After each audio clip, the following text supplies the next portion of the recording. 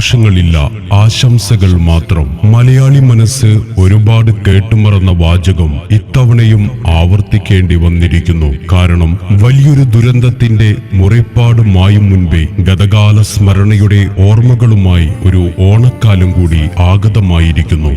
നമ്മളെപ്പോലെ തന്നെ ഈ ഓണക്കാലത്തെ വരവേൽക്കാൻ ഒരുപാട് പ്രതീക്ഷകളുമായി കഴിഞ്ഞവരായിരുന്നു വയനാട്ടിലെ എന്റെ സഹോദരന്മാർ, മാതാപിതാക്കൾ, കുഞ്ഞനുജന്മാർ, അനുജത്തിമാർ. പുത്തൻ ഓണം ആഘോഷിക്കുന്നവർ, കല്യാണം കഴിഞ്ഞ് ആദ്യമായി ഓണം ആഘോഷിക്കുന്നവർ, കുഞ്ഞു ജനിച്ച് ആദ്യമായി ഓണം ആഘോഷിക്കുന്നവർ, പുതിയ വീട് വെച്ച് ആദ്യത്തെ ഓണം ആഘോഷിക്കുന്നവർ. ഇങ്ങനെ ഒരുപാട് പ്രതീക്ഷകളോടെ ഈ ഓണത്തെ വരവേൽക്കാനിരുന്ന നമ്മുടെ സഹോദരങ്ങൾക്ക് തീരാ ദുഃഖം സമ്മാനിച്ചുകൊണ്ട് ഉരുൾപൊട്ടലിന്റെ രൂപത്തിൽ വന്ന മഹാദുരന്തം അവരുടെ സ്വപ്നങ്ങളെ, പ്രതീക്ഷകളെ, സന്തോഷത്തെ തച്ചുടച്ചു. അവരെ ഓർക്കാതെ, അവരെ ചേർത്തു പിടിക്കാതെ, അവരുടെ ദുഃഖത്തിൽ പങ്കുചേരാതെ എങ്ങനെയാണ് നമുക്ക് ഓണം ആഘോഷിക്കുവാൻ സാധിക്കുക?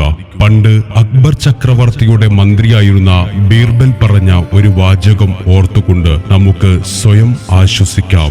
The time will pass soon. ഈ സമയവും കടന്നുപോകും. അതെ, അങ്ങനെ പ്രതീക്ഷിക്കാം നമുക്ക്.